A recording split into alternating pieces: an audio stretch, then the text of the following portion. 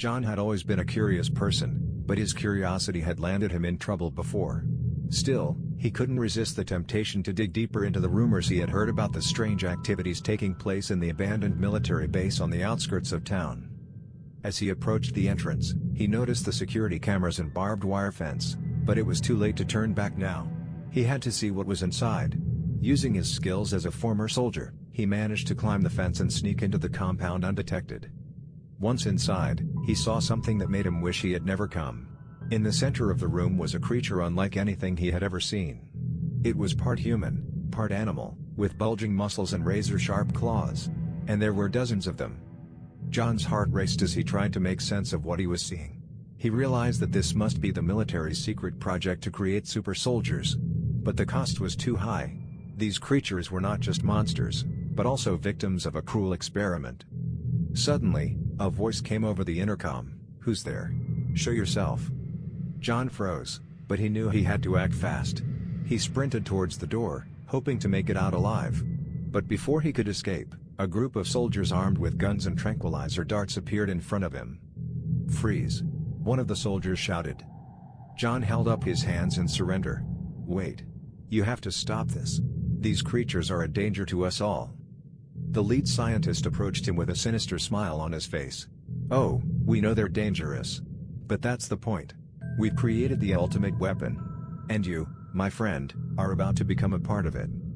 John realized that he was in way over his head. He had to find a way to stop the program before it was too late. But how? As he was being led away, he overheard a conversation between two soldiers. "The next batch is due to be released in 2 days. We're going to test their combat skills in a live fire exercise." That was it. John knew what he had to do. He waited until the cover of darkness and snuck back into the compound. He found the laboratory where the creatures were being held and set off the fire alarm. The sprinklers came on, and the power went out. In the chaos, John freed the creatures and led them to safety. As he made his escape, he heard the sound of gunfire and shouting. The military had realized what he had done and were trying to stop him. But he didn't care. He had done the right thing. John never looked back as he fled into the night, the sound of the creatures' howls echoing in his ears. He knew he had stopped the program, but at what cost? The horrors he had witnessed would stay with him forever, a reminder of the evil that lurked in the shadows of humanity. As John ran through the woods, he stumbled and fell, scraping his knee on a rock. He winced in pain but didn't stop. He had to keep moving. Suddenly, he heard a voice behind him. "John, wait." He turned around to see a woman running towards him. It was Dr. Jane Smith, the lead scientist on the project. "What do you want?" John asked, his voice trembling with anger. "I want to help you," she said, out of breath. "I couldn't go through with what they were doing. I knew it was wrong, but I didn't know how to stop it. I was hoping you could help me." John hesitated, not sure if he could trust her. But he knew he needed all the help he could get. "Fine," he said. "But we have to move quickly. The military will be after us." Together, John and Jane made their way through the woods, leading the creatures to safety. They ran for hours, until they finally reached a small village where they could hide. As they caught their breath, Jane pulled out a USB drive from her pocket. "This contains all the information on the project," she said. "I stole it from the lab before I left. It should be enough to expose what they're doing." John took the drive and thanked her. "We'll need to get this to the press as soon as possible," he said. "But first, we have to make sure the creatures are safe." They spent the night in the village, keeping a low profile. In the morning, they gathered the creatures and set out for the nearest city. It wasn't easy. They had to avoid checkpoints and hide from the military patrols. But finally, after days of travel, they reached their destination. They found a journalist who was willing to listen to their story. They gave her the USB drive and explained everything they had seen. The story made headlines all over the world. The military was forced to shut down the project and apologize for their actions. John and Jane became heroes, celebrated for their bravery and determination. But the creatures remained a mystery. They were taken in by a group of scientists who promised to take care of them and study them in a humane way. And John knew that, as long as they were safe, his mission was accomplished. Months went by, and John tried to move on with his life.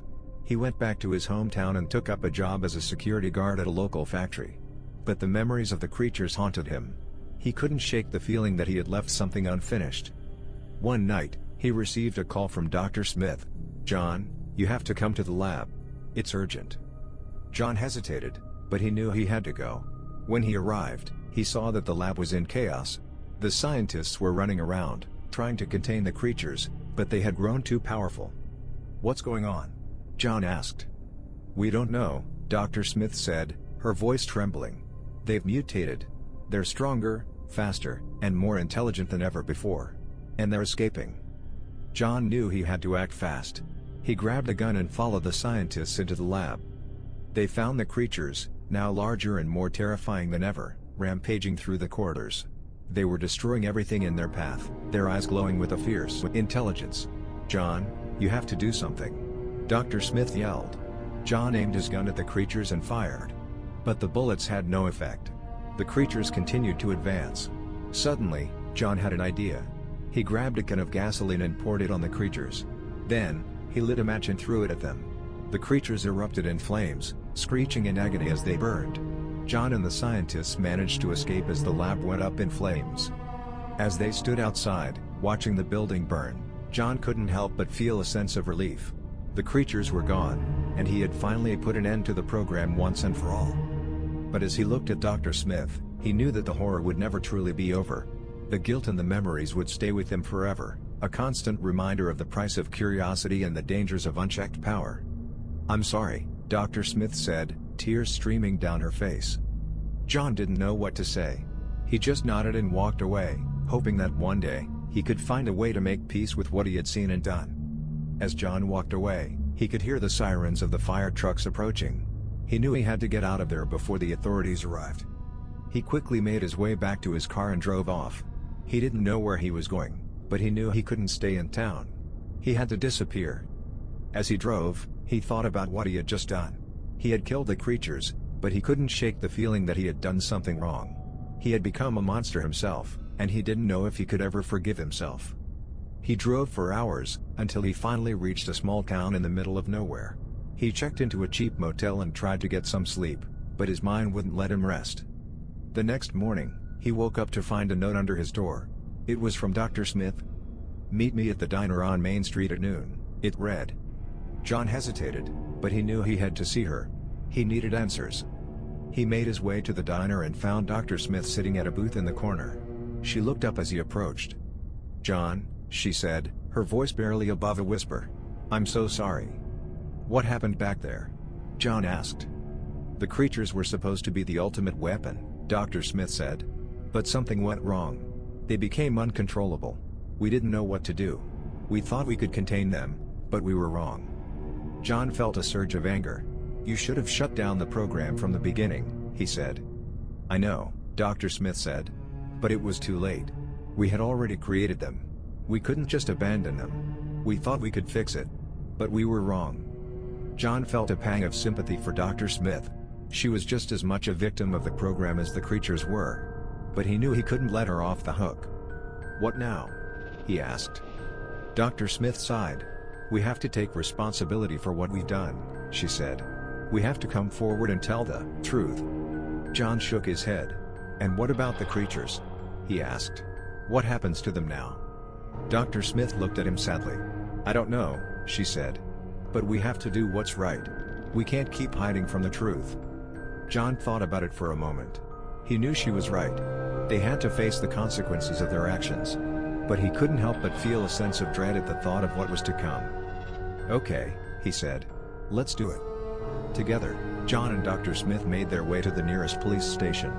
They turned themselves in and told the authorities everything they knew. It wasn't easy. They faced harsh criticism and condemnation from the public. But they knew they had to do what was right. In the end, the program was shut down for good. The creatures were taken to a sanctuary, where they could live out the rest of their days in peace. John and Dr. Smith went their separate ways, but they remained in contact. They knew that they had been through something terrible together, and that they could never forget the lessons they had learned. And as John looked back on the horrors he had seen, he knew that he could never take life for granted again. The world was a dangerous and unpredictable place, and he knew that he had to be prepared for whatever lay ahead. Months went by, and John tried to put the events of the past behind him. He moved to a new city, got a new job, and tried to start a new life. But no matter how hard he tried, he couldn't forget the creatures. He couldn't shake the feeling that there were more secrets to be uncovered, more conspiracies to be exposed. One day, as he was walking home from work, he saw a man in a suit watching him from across the street. The man looked familiar, but John couldn't quite place him. "Can I help you?" John called out. The man smiled and walked over to him. "John, it's good to see you," he said. John's heart skipped a beat. He recognized the voice. "Dr. Smith?" he said incredulously. She nodded. "I'm sorry to surprise you like this," she said. "But I need your help." "What do you mean?" John asked. "There's another program," Dr. Smith said. "It's even worse than the last one. They're creating something new. Something that's never been seen before." John felt a sense of dread wash over him. "What are you asking me to do?" he said. "I need you to help me stop them," Dr. Smith said. "I can't do it alone. And I know you're the only one I can trust." John hesitated. He knew he was getting involved in something dangerous, something that could cost him everything. But he also knew that he couldn't turn his back on Dr. Smith. "Okay," he said finally. "I'll help you." Dr. Smith smiled. "Thank you," she said. "I knew I could count on you." They spent the next few days gathering information, trying to piece together what was happening. It wasn't easy, but they were determined. And then, one night, they got their break. They received a tip that the program was holding a meeting in an abandoned warehouse on the outskirts of town. John and Dr. Smith made their way to the warehouse, moving cautiously through the shadows. They could hear the sounds of voices coming from inside. They crept up to a window and peered inside. What they saw made their blood run cold. In the center of the room was a tank filled with a bubbling green liquid. And inside the tank was something inhuman. It was like nothing John had ever seen before. It was twisted and malformed, with tentacles and claws and eyes that seemed to glow with a sickly green light. And then the creature turned its head and looked right at them. John could feel its eyes boring into his soul. "We have to get out of here," he whispered to Dr. Smith. But it was too late. They had been spotted. Suddenly, the doors of the warehouse burst open and armed guards poured out, their guns trained on John and Dr. Smith. "Freeze!" one of them shouted. John and Dr. Smith raised their hands, knowing there was no escape. "We've got them," the guard said into his walkie-talkie. "Send in the cleanup crew." And as John and Dr. Smith were dragged away, they knew that they had failed. The program would continue, and there would be more horrors to come. But even as they were thrown into a van and driven away, John couldn't help but feel a sense of hope. He knew that they had to keep fighting, no matter what the cost. And as he looked over at Dr. Smith, he knew that they would never give up. They would keep fighting, no matter how dark the world became. John and Dr. Smith were taken to an underground facility, where they were thrown into separate cells. John tried to calm himself down and think of a way out, but the events of the past few days had left him drained. Hours passed, and John began to lose hope. He was about to give up when he heard a voice coming from the cell next to his. "John?" It was Dr. Smith. "Are you okay?"